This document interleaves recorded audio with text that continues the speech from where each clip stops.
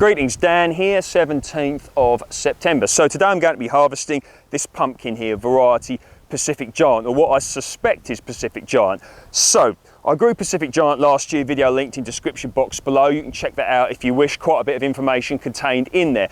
And this was grown from a seed I saved from one of those pumpkins you'll see in that video. Now, pumpkins don't always grow true to type. They can actually cross-pollinate. So if you want to make sure you're going to get what you really want to get, then either buy the seeds in from a reputable source or make sure that you ensure that they don't cross-pollinate. So there we are. Now, going to harvest this pumpkin here, and let's do it. So not as big as last year. Really haven't had that much rain this year, and I haven't actually watered these for some time. I watered them when they were getting going, but during that really hot spell, I actually didn't water them at all.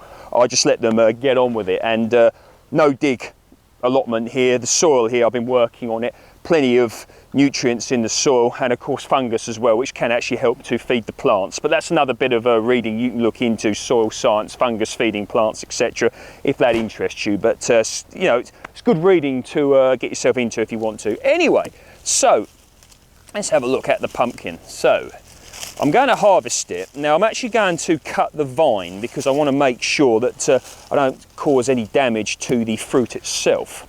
So here we go, going to cut the vine, there and there. Don't damage your pumpkin. And we've got one more, there we are. So let's see just what we've got here. Ah. That's certainly a cute pumpkin. So I'm going to weigh this when I get home, and I'll put the weight on the screen now. Far lighter than what I grew last year. I think the heaviest one I grew last year was over 7 stone. But either way, happy with this pumpkin. So yeah, good.